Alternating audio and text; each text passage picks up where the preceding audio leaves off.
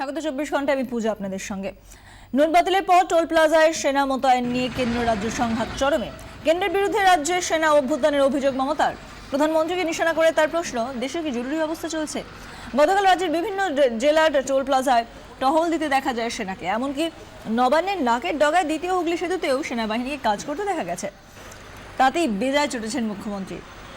প্রতিবাদে কেন্দ্রকে চিঠি দিচ্ছেন মুখ্য সচিব। বিষয়টি নিয়ে রাষ্ট্রপতির সঙ্গে কথা বলবেন মুখ্যমন্ত্রী।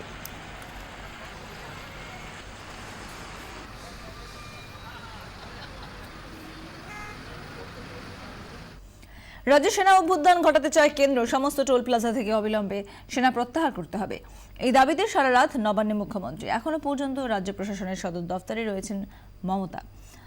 রাতভর নবান্নে তৎপর সিএমওর অফিসরাও রয়েছেন মন্ত্রী অরূপ বিশ্বাস। প্রশাসনিক হেডকোয়ার্টারের থেকে বিভিন্ন টোল প্লাজায় সেনার গতিবিধি ট্র্যাক করা হচ্ছে। মুখ্যমন্ত্রীর অভিযোগ, পুরোটাই রাজনৈতিক প্রতিহিংসার বশে হচ্ছে, মিথ্যে বলছে সেনা।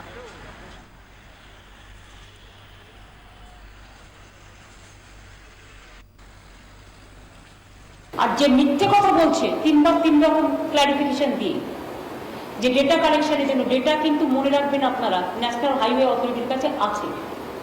Motive is political, motive is vindictive, motive is unconstitutional, motive is unethical, motive is undemocratic.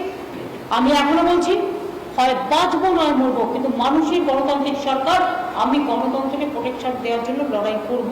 আমি নবান্ন সেক্রেটারিয়েটে থাকলাম জনগণের পাহারাদার হিসেবে।